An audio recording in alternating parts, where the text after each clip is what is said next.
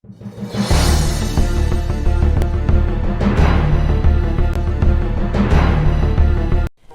प्रतापी गुरु थे जो अपने सभी शिष्यों से बहुत प्रेम करते थे।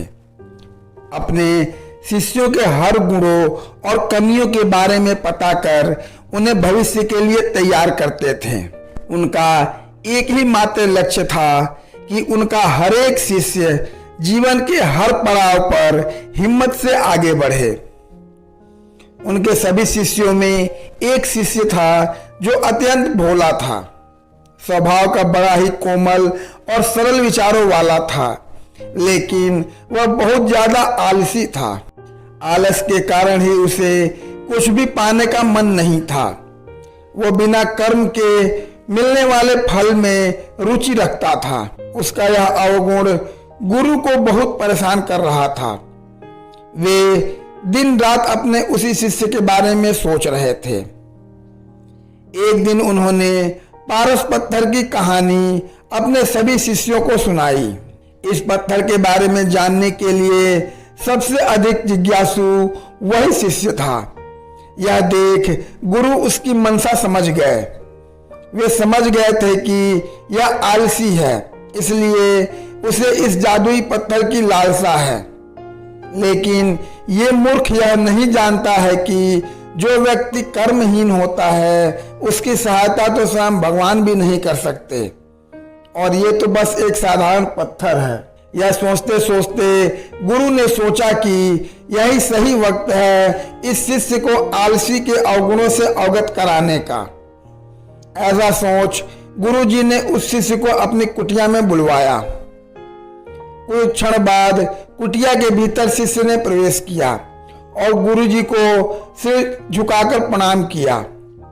गुरु ने आशीर्वाद देते हुए कहा, बेटा, मैंने आज जिस पारस पत्थर की कहानी सुनाई वो पत्थर मेरे पास है और तुम मेरे प्रिय शिष्य हो, इसलिए मैं वो पत्थर सूर्य उदय से लेके सूर्यास्त तक के लिए तुम्हें देना चाहता हूँ।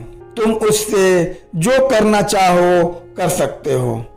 तुम्हें जितना स्वर्ण चाहिए तुम उस पत्थर से इस दिए गए समय में बना सकते हो।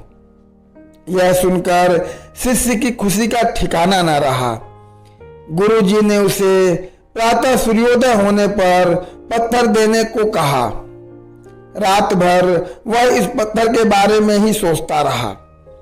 दूसरे दिन शिष्य ने गुरु जी से पत्थर लिया और सोचने लगा कि कितना स्वर्ण मेरे जीवन के लिए काफी होगा, और इसी चिंतन में उसने आधा दिन निकाल दिया। भोजन कर वो अपने कक्ष में आया। उस वक्त भी वह उसी चिंतन में था कि कितना स्वर्ण जीवन यापन के लिए पर्याप्त होगा, और यह सोचते सोचते आदतानुसार भोजन के बाद उसकी आंख लग गई, और जब आंख खुली तब दिन ढलने को था और गुरुजी के वापस आने का समय हो चुका था। उसे फिर कुछ समझ नहीं आया। इतने में गुरुजी वापस आ गए और उन्होंने पत्थर वापस ले लिया। शिष्य ने बहुत विनती की, लेकिन गुरुजी ने एक न सुनी।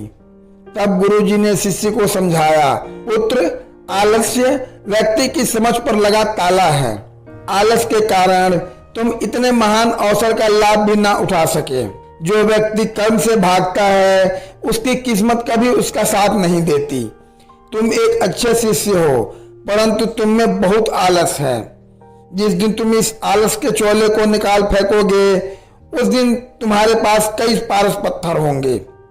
शिष्य को गुरु की बात समझ आ गई और उसने खुद को पूरी तरह बदल दिया।